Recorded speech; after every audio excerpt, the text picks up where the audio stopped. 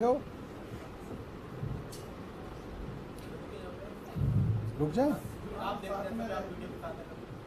ठीक है, वैसे कौन सा चल रहा है? ये खबर अखबार के लिए है कल की। फिर जिसकी श्रद्धा हो टीवी पे चलाने की, टीवी पे भी चला दो। तो ये खबर 2 दिन से पब्लिक डोमेन में है। आशा किरण नाम के शेल्टर होम के अंदर जुलाई में बहुत सारे उसमें रहने वाले इनमेट्स जो थे, रहने वाले पेशेंट्स भी कहा जा सकता है उनको, उनकी मृत्यु हुई, जो कि असामान्य है। इतनी ज़्यादा मृत्यु होना असामान्य है। और उस शेल्टर होम के अंदर क्योंकि जो लोग रखे जाते थे वो मानसिक तौर पे कमज़ोर लोग थे। अगर आपके घर में या आपकी जानकारी में मानसिक तौर के कमज़ोर लोग आपने देखे हों, इंटेलेक्चुअली चैलेंज जिनको कहा जा सकता है, वे लोग जनरली फिजिकली भी काफ़ी कमज़ोर होते हैं। इम्यूनिटी काफ़ी लो होती है, मारक क्षमता लो होती है, अक्सर बीमारियों से ग्रस्त होते हैं, इसलिए ज़्यादा देखभाल की ज़रूरत होती है। और क्योंकि दिमागी रूप से नॉर्मल नहीं होते, इसलिए अपने खाने पीने की ज़रूरतों को लेके भी बहुत ज़्यादा जागरूकता नहीं होती। मिल गया, नहीं मिला, नहीं मिला, मिल गया तो भी नहीं खाया।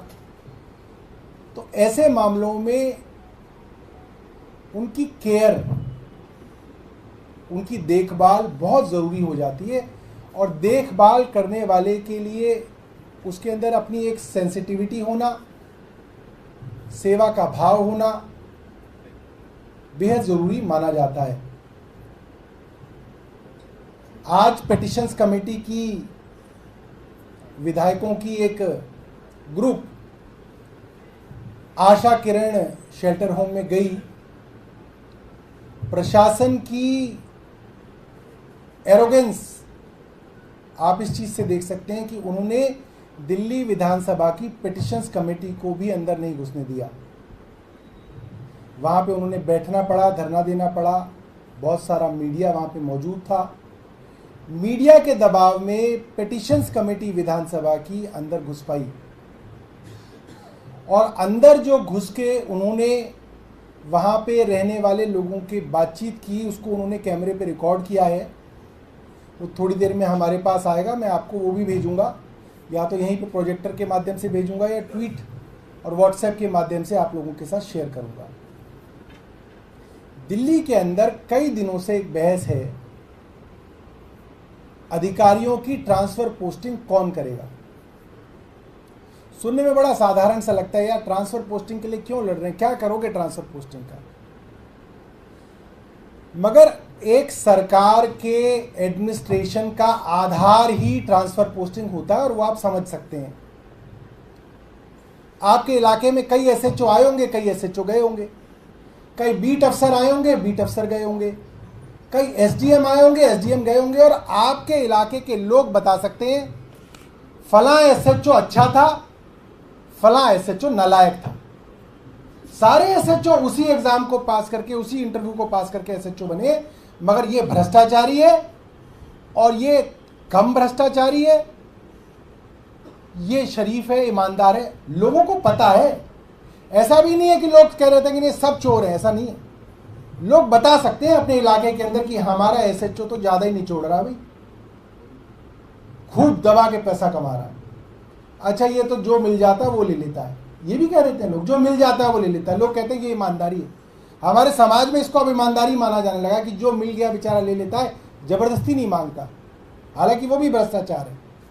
और फिर जो ईमानदार है वो तो ईमानदार है, ये सबके बारे में है। और जो मेहनती है, नालायक है, उसके बारे में भी लोगों को पता है।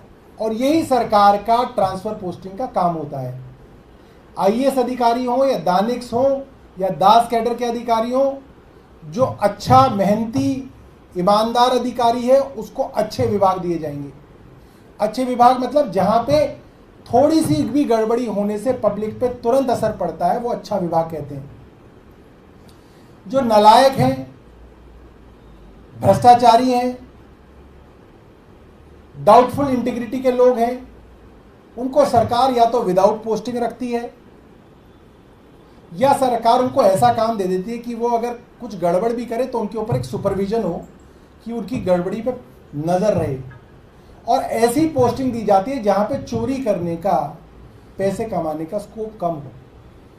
अभी आने से पहले मैंने कुछ बड़े अधिकारियों से फोन पे बात की कि भाई ये जो आशा किरण, क्योंकि विभाग हमारे पास कभी रहा नहीं तो मेरे को कभी आइडिया नहीं है कि इस विभाग के अंदर ये जो आशा किरण की पोस्टिंग है ये कैसी पोस्टिंग है और ये क्या काम होता है इस पे।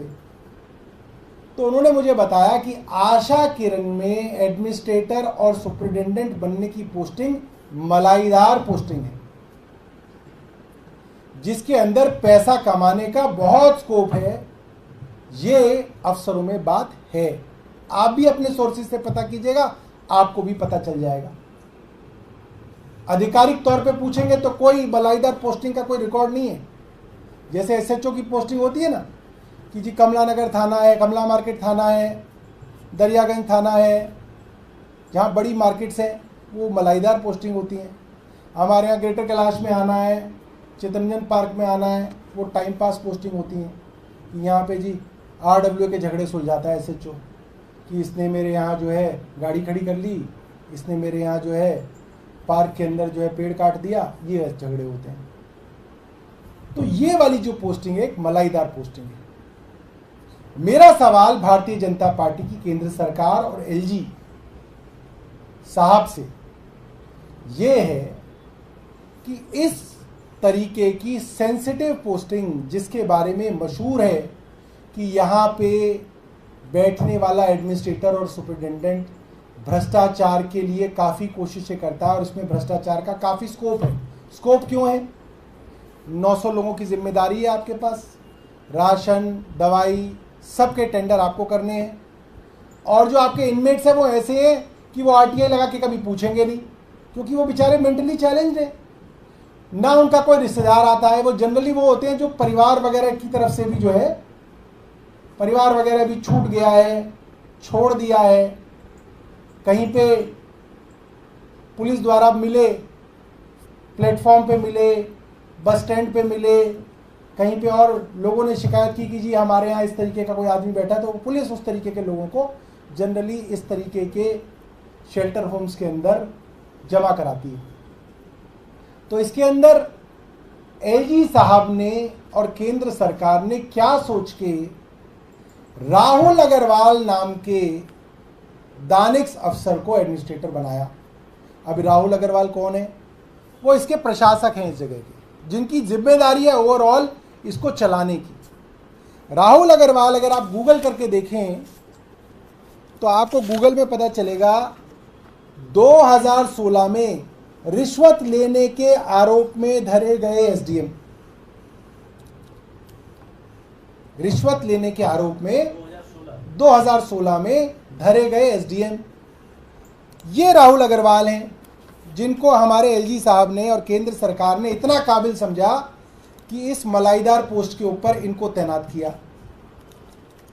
इसमें लिखा है कि सीबीआई ने अवैध नाहरपुर में अवैध निर्माण की इजाजत देने के लिए 2 व्यक्तियों द्वारा, पिता पुत्र द्वारा 50,000 रुपए की रिश्वत देने के आरोप में दिल्ली के एसडीएम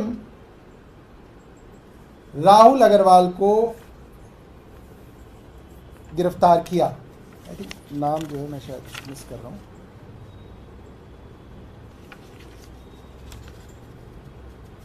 राहुल अग्रवाल जी। और उसके बाद सीबीआई इनके सरस्वती विहार के घर पे गई छापा मारने। इनकी पत्नी ने सीबीआई को सरस्वती विहार के घर में घुसने नहीं दिया, काफी देर तक ड्रामेबाजी चली। बड़ी मुश्किल से सीबीआई इनके घर में घुसी और तलाशी में पता चला कि इनकी पत्नी ने जो गहने थे हीरे के, जो जेवरात थे, जो कैश था, वो छत पे टंकी के पास छिपा दिया था। इतने पहुंचे हुए गुरु हैं। गिरफ्तार किए गए सीबीआई द्वारा, 5 साल तक सस्पेंड रहे। ये नायाब हीरा 5 साल तक सस्पेंड रहा और उसके बाद दिल्ली के माननीय उपराज्यपाल और हमारी केंद्र सरकार ने ट्रांसफर पोस्टिंग का पूरा फायदा उठाते हुए इनको यहां पे एडमिनिस्ट्रेटर के लिए तैनात कर दिया। मेरा सवाल यह है कि ट्रांसफर पोस्टिंग का हक आपने छीना हमसे, तो इसलिए छीना कि चलिए किस अफसर को कहां पे लगाएंगे ये आप तय करेंगे। मैं ये जानना चाहता हूं एलजी साहब से कि किस आधार पे एलजी साहब ने राहुल अग्रवाल जैसे रिश्वतखोर सस्पेंडेड अफसर को इस आशा किरण शेल्टर होम का एडमिनिस्ट्रेटर नियुक्त किया। कुछ तो होगा, कोई तो आधार होगा। ऐसे तो नहीं होगा कि लूडो की तरह गोटियां चलाते होंगे, 6, अच्छा ये 6 आ गया, इसको यहां डाल दो। कुछ आधार होगा, कोई लॉटरी सिस्टम होगा। लॉटरी सिस्टम है तो भी बता दें एलजी साहब, हमें उसमें भी एतराज नहीं कि भाई हम तो पर्चियां डालते हैं, उससे निकाल के कर देते हैं कि इसको यहां भेज दो, इसको यहां भेज दो।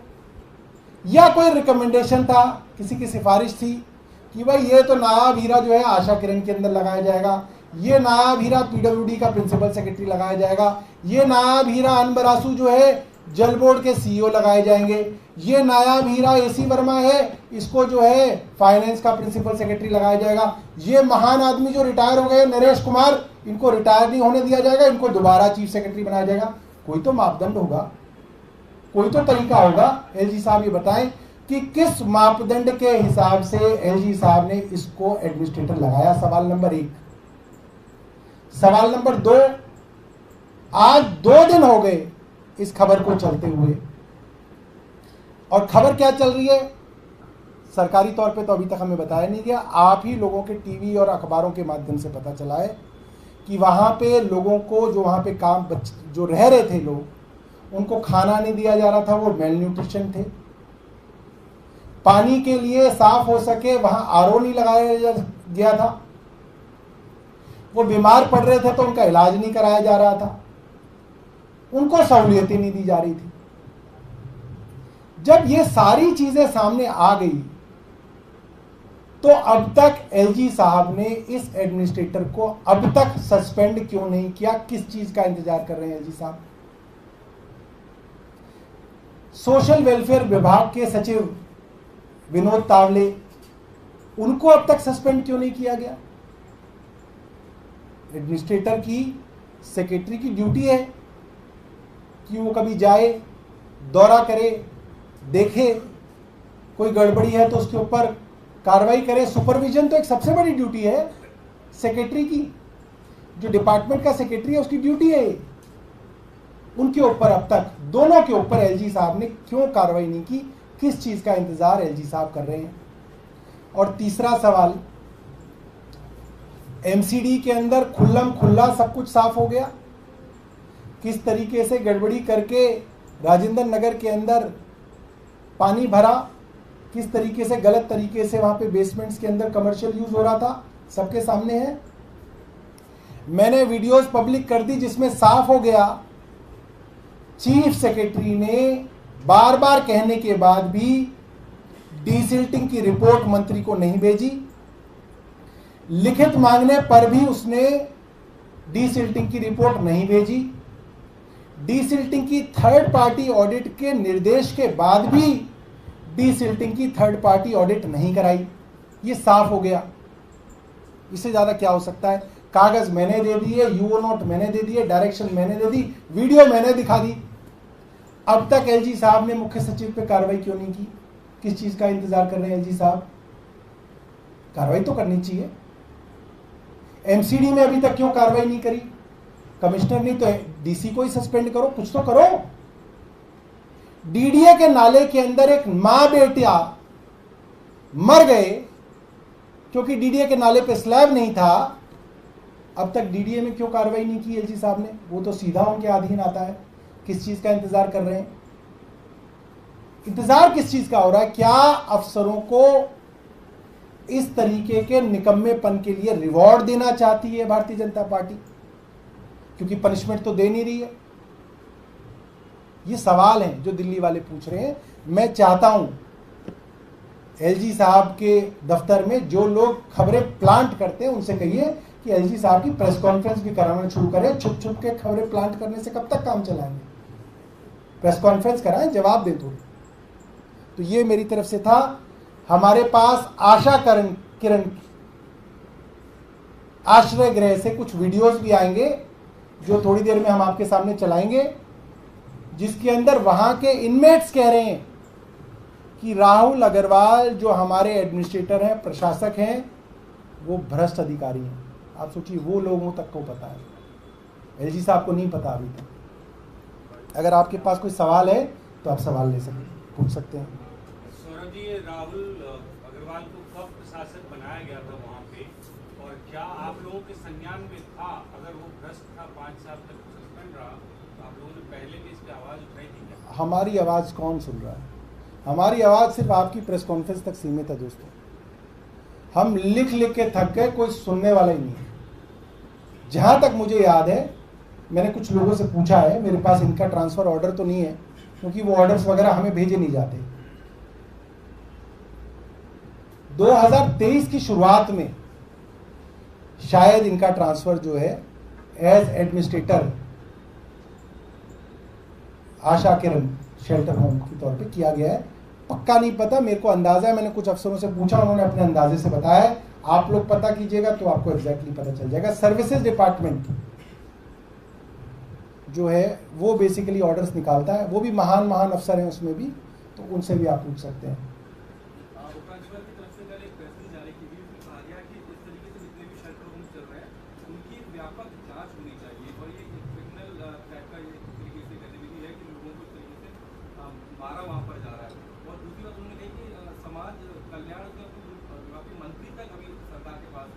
ये बिल्कुल ठीक बात है। किसी भी सरकार में, चाहे वो केंद्र सरकार हो या कोई भी राज्य की सरकार हो, उसके अंदर एक मंत्री के पास ये लिखा होता है कि इनके पास ये 5 विभाग हैं, और यदि कोई भी विभाग रह गया हो तो इनके पास वो सारे विभाग आ जाएंगे। तो उसमें ये होता है कि कभी भी किसी मंत्री का इस्तीफा होता है, दुर्घटना में कोई मंत्री जो है गुजर जाता है, या इस तरीके की कोई चीज़ होती है, तो उसका विभाग ऑटोमेटिकली उस मंत्री के पास ट्रांसफर हो जाता है, जिसको कहा गया है कि इनके पास रेजिडुअल सारे विभाग इनके पास होंगे। ऐसा ही अरेंजमेंट दिल्ली की सरकार में भी था। तो जब राजकुमार आनंद जी ने इस्तीफा दिया और उनका इस्तीफा एमएचए गया, तो बहुत दिनों बाद फाइल लौट के आई। मुझे नहीं पता क्या रिसर्च कर रहे थे उसके ऊपर, मगर उसमें केंद्र सरकार की तरफ से या एलजी की तरफ से, क्योंकि वो भी सर्विसेज का कुछ कुछ करके हमारे पास नहीं आया कुछ, हमें ये बताया गया कि उसमें ये लिखा है कि जब तक कि एक चीज तो ये है कि इसको किसी और मंत्री को ये विभाग ना दिए जाए, और तब तक इन विभागों को, जिसमें 4-5 विभाग हैं या शायद 7 विभाग हैं, उन विभागों को उनके सचिव ही देखेंगे। तो यानी कि ये कहा जा सकता है कि कल की तारीख तक या आज की तारीख में भी सचिव उसको देख रहे थे, और सचिव के सीधा ऊपर कोई मंत्री नहीं, सीधा एलजी है, हम नहीं है। क्योंकि जितने भी अफसर हैं वो अब जो है एलजी साहब के कंट्रोल में है। उनकी ट्रांसफर, पोस्टिंग, उनके ऊपर एक्शन लेना, उनको शो कॉज कराना, जो भी है वो सब उसमें है। और ये दुर्भाग्य भी है कि ऐसा नहीं होना चाहिए था। एक कोई ना कोई मंत्री की निगरानी के अंदर विभाग होना चाहिए। और कुछ आप आरोप लगा रहे हैं भ्रष्टाचार का, पैसे के लेन देन का।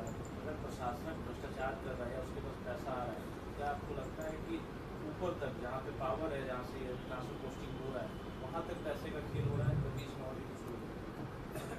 अब देखिए, इस सब चीज़ों का सबूत तो होता नहीं है।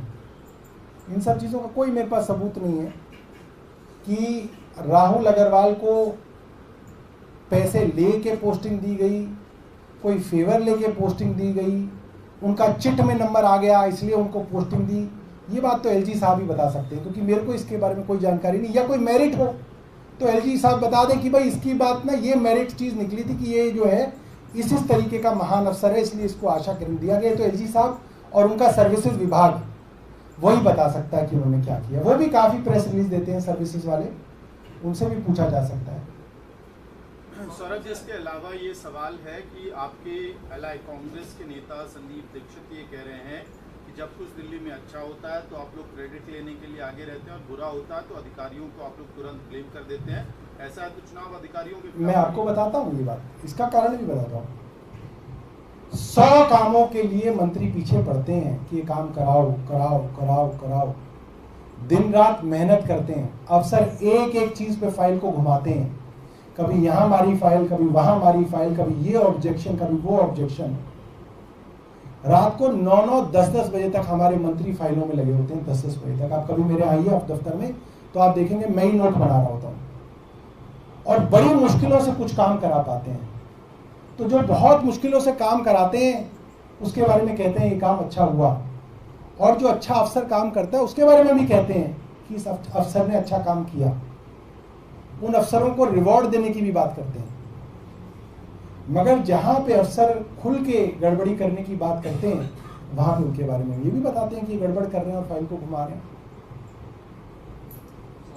वहाँ पर संख्या जो है लगभग बताई जा रही है 900 250 के आसपास की है, हाँ। जबकि उसमें 450 के आसपास हो रहा है। जी तो सर वहाँ सबसे बड़ी बात है कि इतनी गर्मी पड़ी है, भीषण गर्मी, बिल्कुल। व्यवस्थाएं फैली हुई, ये तो इतना निपुण इंसान कैसे हो सकता है सर?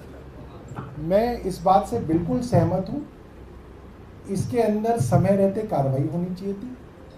अगर वहाँ पे रहने की जगह कम भी है तो टेम्परेरी पोटा कैबिन बना के एयर कंडीशंस लगा के उसके अरेंजमेंट्स हो सकते हैं। हम लोग तो नाइट शेल्टर के अंदर जो है सबके लिए अरेंजमेंट्स कराते रहते हैं। जहां राह वहां चाह। अगर एडमिनिस्ट्रेटर ने फाइल चलाई हो, किसी मंत्री ने रोक दी हो, तो कह सकते हैं कि भाई इस मंत्री ने जो है ना रोक दी है फाइल की, यार हम नहीं देंगे पैसा इसके लिए, हमें हमारी प्राथमिकता नहीं है, तो मंत्री दोषी बनेगा। मैं नहीं कह रहा कि मंत्री जो है वो अवतार है विष्णु भगवान का, नहीं, उसका दोष होगा। मुख्यमंत्री तक गई फाइल, मुख्यमंत्री ने कहा नहीं हम नहीं पैसा देना चाहते शेल्टर होम को, मुख्यमंत्री दोषी होंगे। एलजी के पास फाइल गई, एलजी ने रिजेक्ट कर दिया तो एलजी दोषी होंगे। मगर अगर फाइल ही एडमिनिस्ट्रेटर अपने पास ही रख के बैठा है, उस विषय में ना वो फ्लैग कर रहा है, ना वो उस चीज को उठा रहा है, और जहां बेसिक बातें, देखिए कई बार क्या होता है कि एक घर में 4 लोगों की रहने की व्यवस्था होती है, 8-8 लोग भी रहते हैं, प्यार से रहते हैं, मोहब्बत से रहते हैं, तो कोई मरता नहीं है क्योंकि परिवार की तरह रहते हैं। एयर कंडीशन लग सकता है, वेंटिलेशन के तरीके कर सकते हैं, साफ पानी दोगे, ये सब दोगे तो हो जाता है, ऐसी कोई दिक्कत वाली बात नहीं है। और मुझे जो बताया गया अखबारों के माध्यम से, मेरे को खुद कोई पर्सनल नॉलेज नहीं है, कि नॉर्थ इंडिया के अंदर, पूरे नॉर्थ इंडिया के अंदर, पूरे उत्तर भारत के अंदर सबसे बड़ा इंटेलेक्चुअली चैलेंज्ड, मेंटली चैलेंज्ड लोगों के लिए यही एक आश्रय गृह है। वरना हिंदुस्तान में, नॉर्थ इंडिया में कोई आश्रय गृह ही नहीं है इस तरीके का। ये भी सरकारों की एक इनसेंसिटिविटी है। इतने बड़े बड़े राज्य हैं हमारे यहाँ कि सब लोगों के जो है इस तरीके के इनमेट्स को जो है यहाँ पे छोड़ा जाता होगा, और इसकी वजह से यहाँ पे भी ओवर क्राउडिंग हो रही है। मगर हम ये नहीं कह रहे कि उनको बनाना चाहिए, हमारी तरफ से भी इसकी कैपेसिटी बिल्डिंग होनी चाहिए, इसके अंदर कोई दो राय नहीं है। इसमें कोई बड़ा पैसे का जो है वो नहीं है कि इसके अंदर हजारों करोड़ रुपए लग जाएगा, तो ये होना चाहिए।